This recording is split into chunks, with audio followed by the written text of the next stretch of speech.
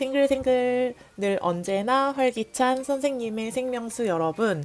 오늘은 선생님이 여러분을 생각하면 생각나는 이미지와 어울리는 인사 멘트로 수업을 시작해 보려고 합니다. 오늘은 1회고사 시험 범위에 해당하는 마지막 수업입니다. 어느덧 열심히 달려온 결과 1회고사 마지막 진도에 해당하는 수업이 되었네요.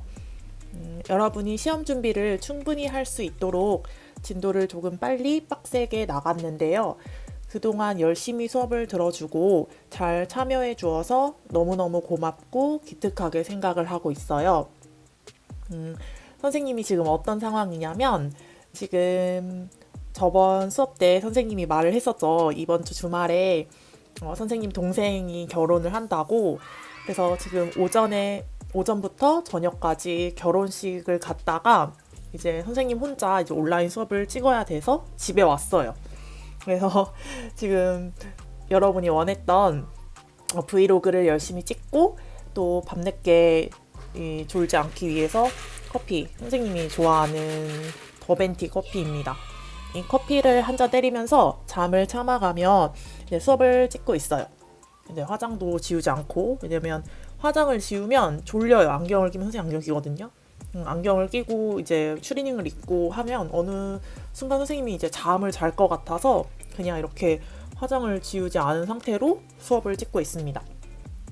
네, 여러분도 힘이 많이 들 텐데 우리 오늘 모두 수업 끝까지 힘을 내서 열심히 들어보도록 합시다. 네, 오늘 수업의 가장 큰 주제는 배설입니다. 우리 몸에서 에너지를 얻기 위한 세포호흡이 일어나게 되면 에너지, 즉 ATP 외에도 이산화탄소와 물과 같은 노폐물들이 생성되게 됩니다. 따라서 이번 시간에는 이러한 노폐물들이 어떻게 우리 몸 밖으로 배출되게 되는지에 대해 배워보도록 하겠습니다. 따라서 이번 수업의 핵심 주제는 크게 세 가지로 나눌 수 있는데요. 일단 우리 몸에서 만들어지는 노폐물에는 어떤 것들이 있는지, 그 중에서 이산화탄소와 물의 배설, 그리고 조금은 특별한 방법으로 노폐물 배설이 이루어지고 있는 암모니아의 배설에 대해서 배워보도록 하겠습니다. 네, 우리가 소화 단원에서 섭취하는 대표적인 에너지원으로 탄수화물, 단백질, 지방에 대해 배웠습니다. 이러한 탄수화물, 단백질, 지방은 다음 그림과 같은 구조를 하고 있었다고 했죠. 네, 그림에 해당하는 자세한 구조들은 이미 지난 시간에 선생님이 그림으로 보여줬었어요. 그런데 여기 화면에 좀 이상한 부분이 있죠. 네, 지방과 단백질의 그림이 순서가 바뀌었습니다. 네, 요거를 꼭 프린트에 필기를 해주세요.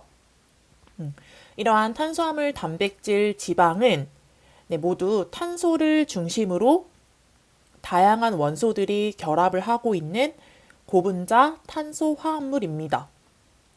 네, 탄소 외에 수소와 산소가 결합되어 있다는 건 세 가지 영양소원의 공통점인데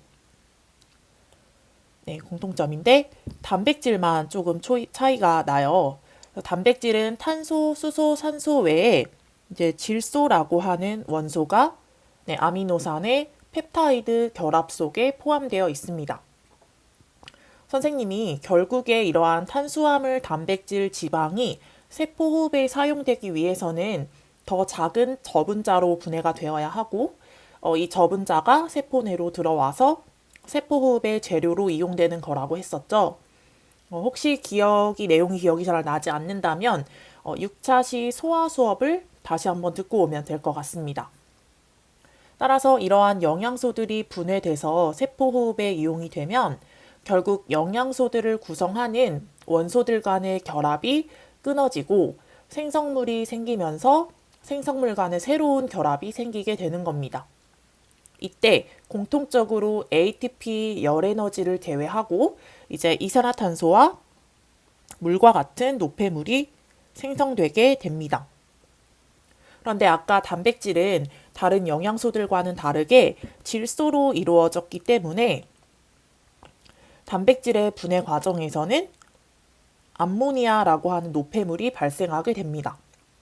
그럼 이 세 가지 종류의 노폐물들이 어떻게 우리 몸 바깥으로 배설되는지에 대해서 더 자세히 한번 살펴보도록 하겠습니다.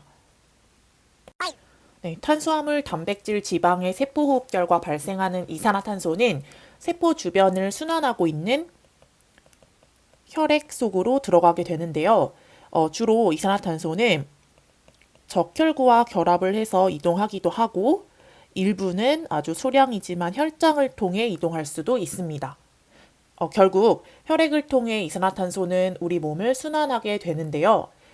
이렇게 온몸을 돌고 온 혈액은 우리가 순환 단원에서도 배웠듯이 결국에는 대정맥을 통해서 심장으로 들어간 다음에 다시 폐를 향하는 폐동맥을 통해 빠져나오게 됩니다. 그러면 이 폐동맥은 폐포 주변을 구성하는 폐모세혈관과 이어지게 되죠. 그럼 이 폐모세혈관과 폐포 사이의 기체 교환을 통해서 이산화탄소는 폐모세혈관에서 폐포 쪽으로 이동을 하게 됩니다.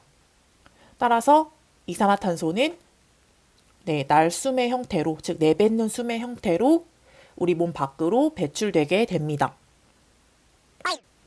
그 다음으로 물 또한 탄수화물, 지방, 단백질의 세포호흡 결과 발생하는 생성물인데요. 우리 몸을 구성하는 가장 비중이 큰 물질이 물이죠. 그런 만큼 세포호흡 결과 발생한 물은 모든 게 다 우리 몸 밖으로 배출되는 것이 아니라 우리 몸의 다양한 곳에서 이용되기도 하고 일부는 혈액을 통해 이동을 해서 날숨의 형태로 배출되기도 하고 또 신장을 통해 오줌이 형성되면서 몸 밖으로 배출되기도 합니다. 그래서 우리가 창문에다가 입김을 후하고 불어 넣으면 창문에 입김 이렇게 수증기가 이렇게 형성되는 게 보이죠. 그걸 통해서 날숨, 즉 우리가 내뱉는 숨에도 일부 물이 포함되어 있다는 것을 알 수가 있어요. 이렇게 물은 날숨, 즉 호흡계를 통해 배출되기도 하고 또 오줌의 형태로 배설계를 통해 배출되는 노폐물 중에 하나입니다. 마지막으로 단백질의 분해 결과 발생한 암모니아가 우리 몸 밖으로 배출되는 과정에 대해 설명하겠습니다. 단백질의 분해 결과 발생한 암모니아는 좀 독성이 강한 물질이에요. 그래서 독성이 강하기도 하고 또 암모니아가 물에 녹으면 염기성을 띠기 때문에 우리 몸을 구성하는 체액의 pH를 높일 수도 있습니다. 그러면 다양한 물질 대사에 관여하는 효소들은 이 pH 환경에 굉장히 예민해요. 그래서 효소들이 작용하는 주변 환경의 pH가 변하면 효소들이 정상적인 기능을 할 수가 없습니다. 따라서 이러한 암모니아가 그대로 우리 몸에 존재를 한다면 효소들이 관여하는 우리 몸의 물질 대사의 진행에 방해가 될 수밖에 없겠죠.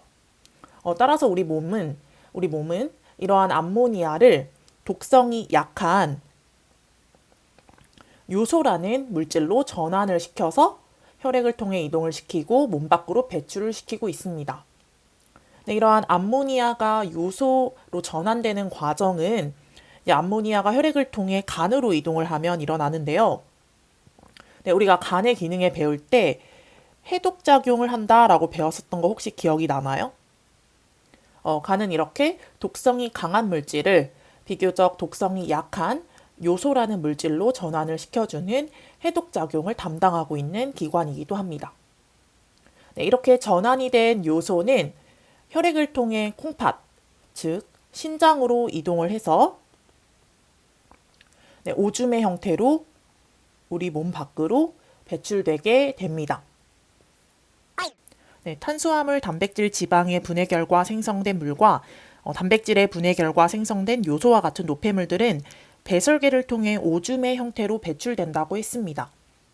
우리 1회고사 문제에는 나오지 않겠지만 이러한 노폐물들이 어떻게 신장을 통해 오줌의 형태로 배출이 되는지 부가적으로 설명을 하도록 하겠습니다. 왼쪽은 선생님이 콩팥, 즉 다른 말로 신장이라고 하죠. 신장의 구조를 간단하게 나타낸 그림이에요.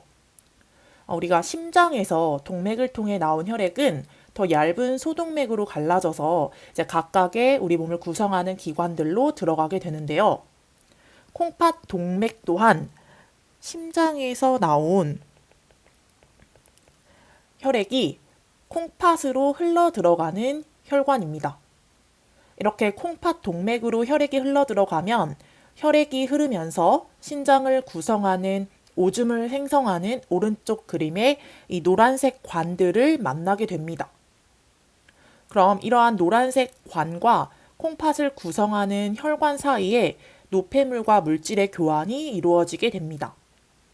네, 간략하게 설명을 하면 물은 혈관에서 노란색 관으로 이동할 수도 있고 또 노란색 관에서 이제 이동을 하다가 다시 혈관 쪽으로 이동할 수도 있어요.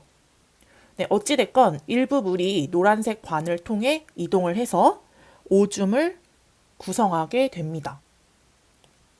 네, 그 다음에 간에서 전환된 단백질의 분해 산물인 요소 또한 혈관에서 이 노란색 관으로 이동을 하고 또 일부가 다시 혈관 이쪽 부분에서 노란색 관으로 이동을 해서 오줌의 구성 성분이 됩니다. 네, 다시 한번 설명을 하면 이런 혈관과 노란색 관들 간의 물질 교환은 왼쪽 그림에서 이 콩팥에 잘 보이지가 않네요. 이 콩팥에 요 지금 파랗게 칠하고 있는 요 부분에서 일어나고 있다고 생각하면 돼요. 그 다음에 이렇게 노란색 관들을 통해 형성된 오줌은 결국에 이 집합관과 콩팥 깔때기 오줌관을 거쳐 방광으로 이동하게 되는데요. 이러한 과정은 요 기다란 부분, 여기에서 일어나게 됩니다.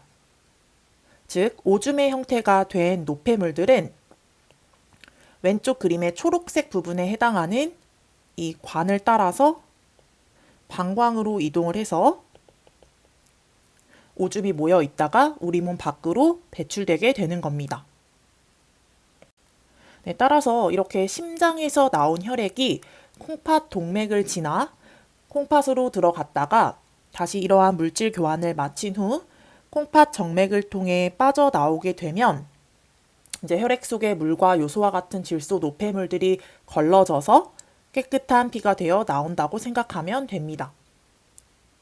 이 내용은 사실 교육과정이 바뀌기 전에는 조금 더 자세히 배웠던 파트예요. 그런데 이 내용이 교육과정이 개정되면서 빠지고 여러분이 오줌이 어떻게 생성되는지 정도만 이해하고 넘어가는 정도로 공부를 하면 될 것 같아요.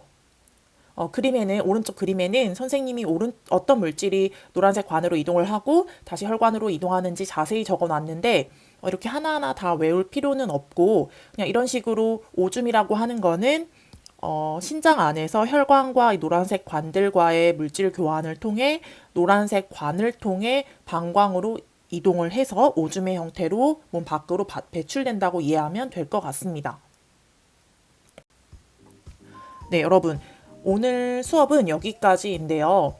네, 어떻게 보면 오늘 수업 내용은 지금까지 소화, 호흡, 순환에 대해서 배웠던 내용에 비해서 비교적 간단해 보이기도 해요. 지금까지 배운 내용들은 다 통합적으로 연관이 되어 있어서 공부를 하면서 소화, 순환, 호흡, 배설이 이 네 가지를 독립적으로 생각하면서 암기를 하는 것이 아니라 어떻게 유기적으로 이 네 가지가 연관되어 있는지를 생각하면서 공부를 하면 더 효과적인 공부가 될 것 같습니다. 여기까지 우리가 1회고사 진도가 모두 끝났습니다, 여러분. 등교를 하면 선생님이 이제까지 했던 온라인 수업 내용을 간단하게 정리하는 시간을 가져보려고 해요. 따라서 다음 주에 등교를 하기 전에 혹시 수업의 내용이 이해가 가지 않는 파트가 있으면 온라인 수업을 꼭 복습을 하고 궁금한 점들을 노트에 적어놨다가 다음 주에 학교에 등교를 해서 질문을 했으면 합니다. 네, 오늘 수업 듣느라 너무너무 수고했고 그럼 우리 모두 1회고사 준비를 열심히 해서 좋은 결과가 있었으면 좋겠네요. 그러면 수업을 마치도록 하겠습니다.